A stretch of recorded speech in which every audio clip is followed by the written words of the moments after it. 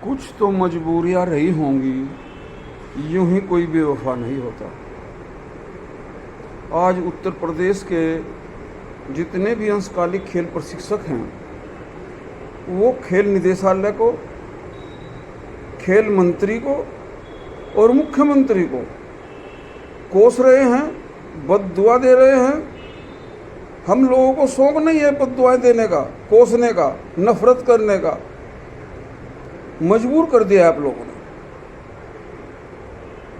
आज की बात नहीं है, मार्च 2020 से और आज देखिए कितने साल, कितने महीने हो गए हैं। सोचा है हमारे परिवार कैसे पल रहे होंगे। दूध वाले का भी पेमेंट करना है, मकान किराए का है तो मकान मालिक को किराया भी देना है, बच्चों की फीस भी देनी है, बिजली का बिल भी देना है, घर के बहुत सारे खर्च हैं खाने पीने के। हम लोग खेल प्रशिक्षक हैं, हमें 15-15 साल, 20-20 साल खेल कूद से जुड़े हुए हो गए। ये तो खुद सोचना चाहिए था आपको कि इन लोगों को 15-20 साल से केवल यही काम है खेल कूद सिखाने का। स्टेडियम बंद कर दिए गए, स्कूल कॉलेज में हमें कोई रखेगा नहीं। क्या आपने सोचा है कभी कि ये लोग भी हमारे परिवार के लोग हैं? हमने कभी नफरत नहीं की बीजेपी से, लेकिन बीजेपी ने, यहाँ के मुख्यमंत्री ने खेल निदेशक के चक्कर में आकर के हम लोगों से ऐसी दुश्मनी निकाल रहे हैं जैसे हमने कोई बहुत गलत काम कर दिया हो। जबकि उत्तर प्रदेश के सारे खेल के सिस्टम को, सारे स्टेडियमों को हम लोग ही चलाते थे, लेकिन किस तरह से हमें बाहर कर दिया गया। केवल हमारी सैलरी के नाम पर इनके पास पैसा नहीं है, बाकी सामान खरीद, निर्माण और अन्य सभी कार्यों के लिए पैसा है। बड़ी सोची समझी साजिश के तहत ये सब काम हो रहा है।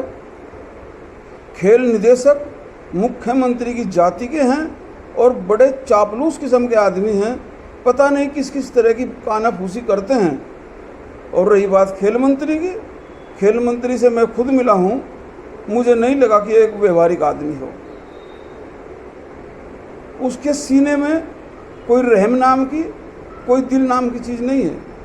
उन्हें तो केवल खेल मंत्री को केवल चुनाव और चुनाव के लिए पैसा दिखाई दे रहा है। और ये पैसा कमाने कर देगा कौन?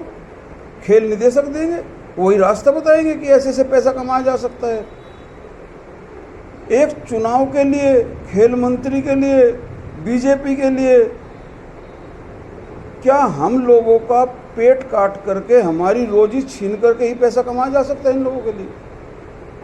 क्या खेल निदेशक को सैलरी नहीं मिलती? क्या खेल मंत्री को सैलरी नहीं मिलती? क्या मुख्यमंत्री के पास इतने पैसे की कमी आ गई है जो हमारे साथ ऐसा अन्याय कर रहे हो? ऐसा नहीं करना चाहिए आप लोगों को। मैं 10 चीज़ें बता सकता हूँ जहाँ गैर जरूरी पैसा खर्च किया गया और करोड़ों में किया गया।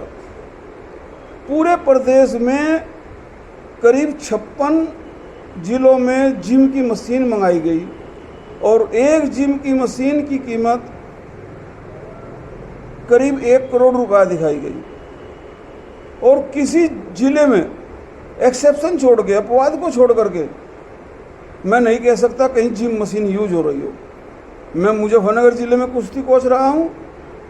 मुजफ्फरनगर में वो 3 साल से मशीन आई हुई है, उसका गारंटी पीरियड एक कमरे में ही निकल गया। जहाँ वो बंद है, जहाँ ठूस के उस मशीन को पिछले 3-4 साल से रखा गया है, वो जो कि तो रखी है और बड़ी सोची समझी चाल के तहत उसकी गारंटी भी थी, वारंटी थी, लेकिन उन्हें पता था कि माल ख़राब है और गारंटी वारंटी इसकी बंद कमरे में ही निकाल दीजिए।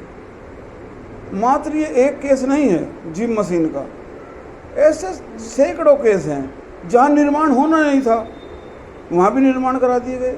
जरूरी नहीं था, ना वहाँ उस गेम के कोच हैं, ना खिलाड़ी हैं, उस चीज़ का सामान मंगा दिया जाता है, उस चीज़ का निर्माण करा दिया जाता है। ये सब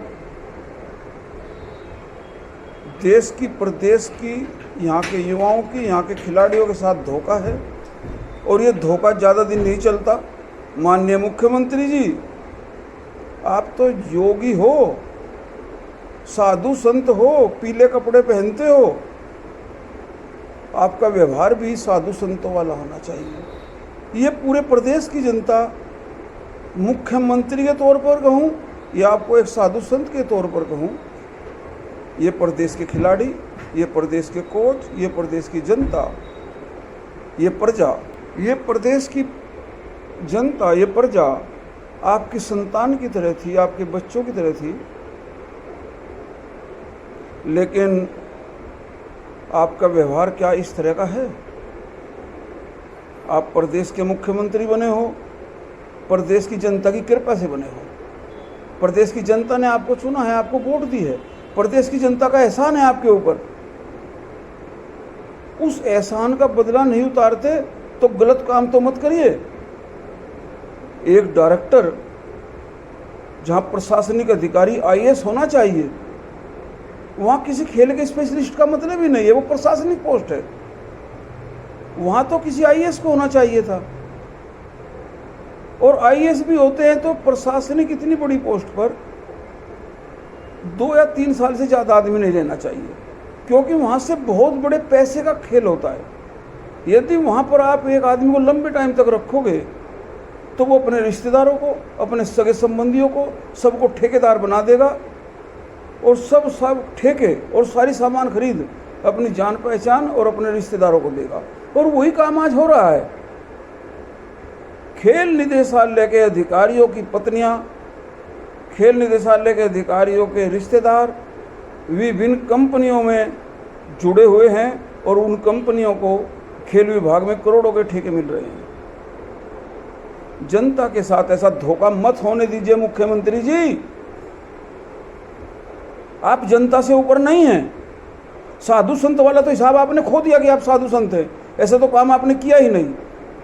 सैकड़ों लेटर हम लोगों ने आपको भेजे हैं, सैकड़ों बार आप गुहार लगाई है मुख्यमंत्री जी, हमारे बच्चे भूखे मर रहे हैं, हम भूखे मर रहे हैं, हमारे साथ अन्याय हो रहा है। और मात्र एक डायरेक्टर हमारे 450-500 लोगों की पेट पर लाठी मार रहा है, लात मार रहा है। हमारे साथ इतना भयंकर अन्याय, हमारा इतना शोषण हो रहा है, आपको सुनाई नहीं देता, आपको दिखाई नहीं देता।